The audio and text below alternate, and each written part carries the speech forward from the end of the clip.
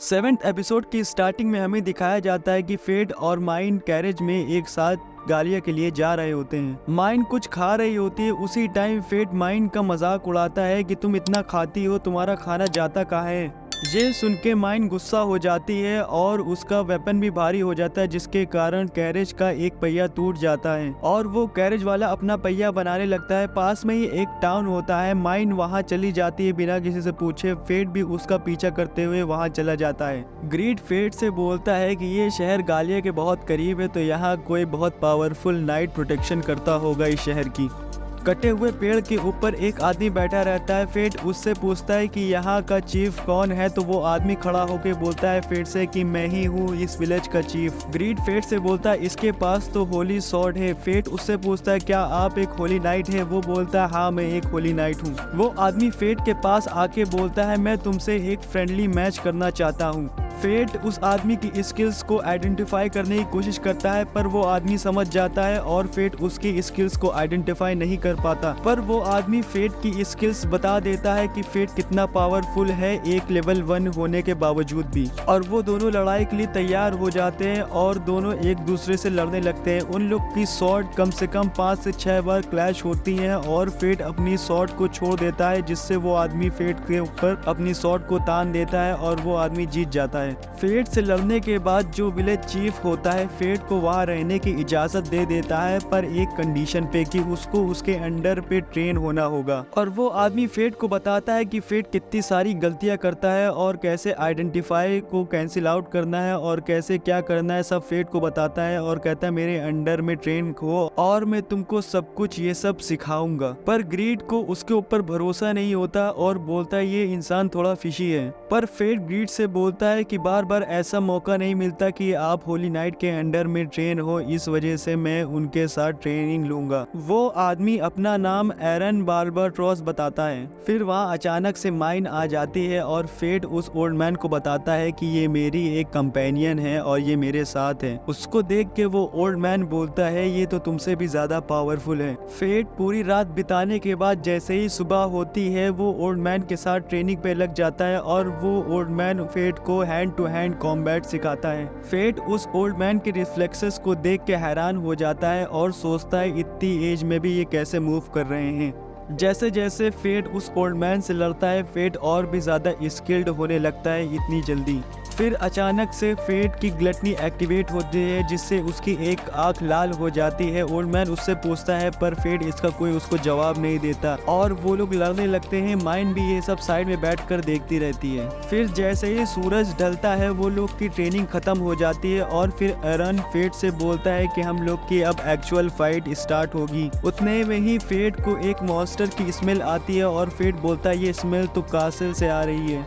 एरन और फेट जैसे ही अंदर जाते हैं देखते हैं माइन ने सारा खाना जमीन में फेंका हुआ है। फिर एरन उन लोग के लिए खाना लेने चला जाता है क्योंकि सारा खाना खराब हो गया था। पर खाना लाते वक्त एरन कासल को देख के वहीं पे रुक जाता है और एक छोटी सी शॉट को देखने लगता है। फिर फेट एक फोटो देखता है जिसमें एरन और उसका सन होता है और फेट बोलता है ये तो बिल्कुल मेरी तरह दिखता है। फेट माइन को परेशान करने के लिए माइन के फेस पे ड्राइंग कर देता है। अगले दिन फिर फेट और एरन की ट्रेनिंग चालू हो जाती है। एरन अपनी शॉट से लड़ता है और फेट को एक छोटी सी डंडी देता है और बोलता है तुम इससे लड़ोगे। फेट ट्रेनिंग में बहुत अच्छा कर रहा होता है और एरन भी उसको शाबाशी देता है। उसके बीच में ही माइन आ जाती है और फेट से बोलती है मैं तुम्हें इसके लिए एक रिवॉर्ड देती हूँ, और वो भी आके फेट के फेस में ड्राइंग बना देती है। और फिर एरन फेट के लिए बहुत ही अच्छा खाना लगाता है और बहुत ही अच्छा खाना लाता है फेट के लिए। माइन बिना शुक्रिया करे वो खाना जल्दी जल्दी खाने लगती है, जिससे फेट बोलता है तुम्हें इस चीज का उनको शुक्रिया बोलना चाहिए। पर माइन बोलती है कि मेरा सेंस ऑफ टेस्ट चला गया है, मुझे हर खाना एक जैसे ही लगता है। एरन कासल की तरफ देख रहा होता है तो फेट एरन से पूछता है कि ये कासल किसका है और ये यहाँ कौन रहता है। एरन फेट को बताता है कि ये कासल मेरा ही है और 15 साल पहले रॉयल ऑर्डर्स की वजह से मुझे वो कैसल छोड़ना पड़ा।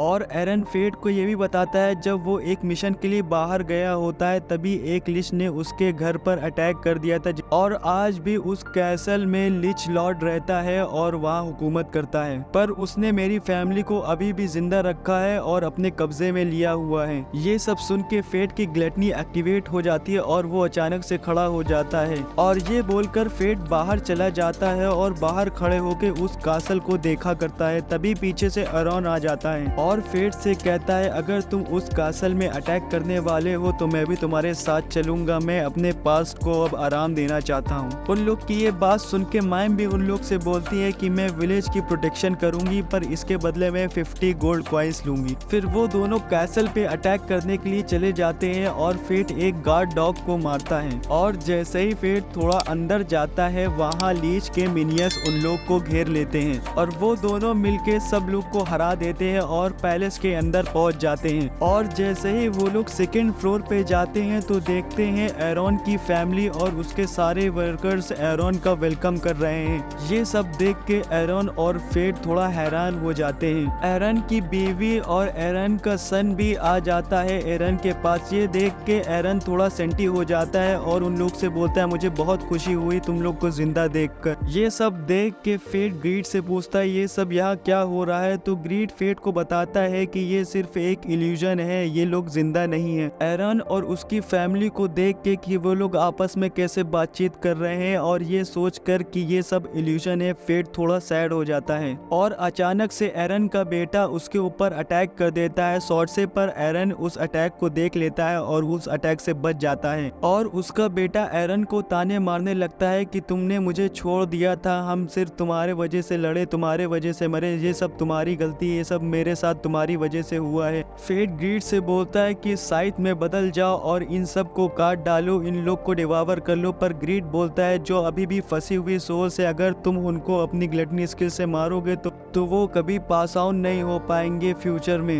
एरन अपनी फैमिली से लड़ने लगता है और फिर फेट से बोलता है कि मैं इन लोग को संभाल लूंगा क्योंकि ये मेरी ही फैमिली है, तुम जाओ लीच लॉर्ड को ढूंढो। लीच लॉर्ड छुपा हुआ होता है पर फेट उसकी सेंट से वो जान जाता है वो कहाँ पे छुपा है और अपने एक अटैक से उसको अनकवर कर देता है जिससे लीच लॉर्ड सामने आ जाता है। फिर हमें लीच लॉर्ड की पावर दिखाई जाती है जिसका लेवल 100 होता है। फेट वही सब अटैक करता है जो उसने एरॉन से सीखे थे ट्रेनिंग में। लीच फेट के सामने कुछ लोग को ले आता है और ग्रीड फेट से बोलता है कि इन लोग को तुम अपने हाथों से ना मारना, इन लोग की सोल अभी भी इन लोग से इंटैक्ट है।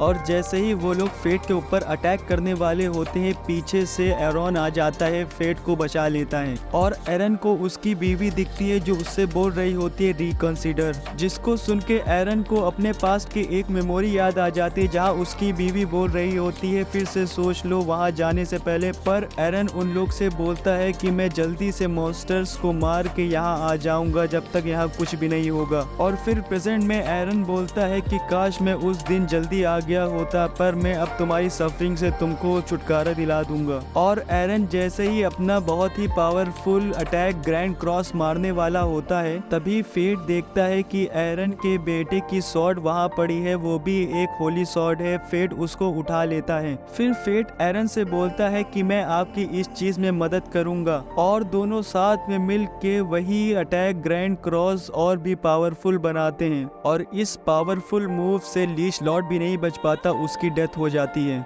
फिर हमें एरन के बेटे और एरन की बीवी की बॉडी दिखाई जाती है और एरन उन लोग से माफी मांगता है कि मुझे माफ कर दो, मुझे इतनी देर हो गई। फिर अचानक से एरॉन के सामने उन दोनों की स्पिरिट आ जाती है और उसका बेटा एरॉन से बोलता है कि फादर आपकी इसमें कोई गलती नहीं है। और उसकी बीवी भी बोलती है और आखिरी में आपने हम लोग को बचा ही लिया तो इसमें आपकी कोई गलती नहीं है। और वो दोनों मिलके एरन से बोलते हैं कि आप टेंशन मत लीजिए, हम लोग अब ठीक हैं, अब आप रेस्ट कर सकते हैं। और ये बोल के उन दोनों की स्पिरिट गायब हो जाती है और अचानक से फिर वो लीच अपनी एक अटैक करता है उन लोग के ऊपर। पर फेट इस चीज को देख लेता है और अपनी एरो से उसके ऊपर अटैक करता है जिससे वो लीच मर जाता है और फेट बोलता है मैं इन लोग के बीच में तुम्हें नहीं आने दूंगा। फिर फेट की ग्लटनी स्किल एक्टिवेट हो जाती है और लीच की सारी पावर को एब्जॉर्ब कर लेती है, जिससे फेट थोड़ा सा डगमगा जाता है। एरन फेट को शुक्रिया बोलता है और कहता है अगर तुम न होते तो मैं आज तक इतनी हिम्मत न कर पाता लीच से लड़ने की।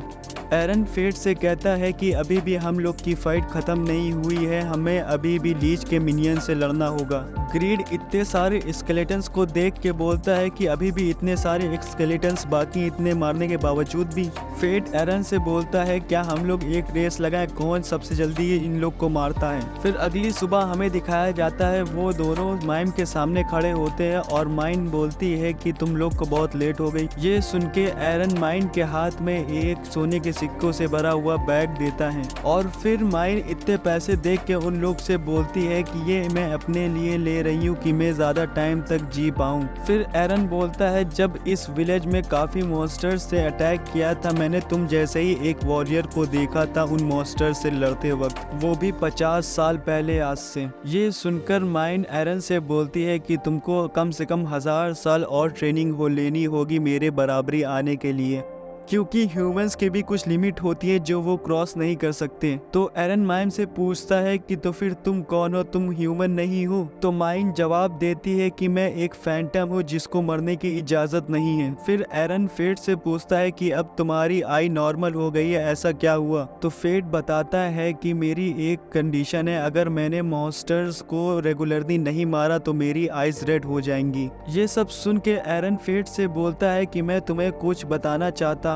फिर सीन कट होके हमें दिखाया जाता है कि वेरिक फैमिली में दोनों भाई बहन आपस में बात कर रहे हैं, जहाँ मेमिल अपने भाई से बोल रही होती है कि ये फिलोसोफर स्टोन है, इससे कोई भी बीमारी कोई भी चोट ठीक हो सकती है। फिर वहाँ पे उन लोग का बटलर आता है और उन लोग से बताता है कि हार्डो की डेथ हो गई है, किसी कॉर्प्स से नहीं किसी एक वॉरियर ने करी है। और फिर फेट को दिखाया जाता है जो एक कैरिज में बैठा होता है अपने अगले सफर के लिए। और इसी के साथ होता है हम लोग के एपिसोड का एंड।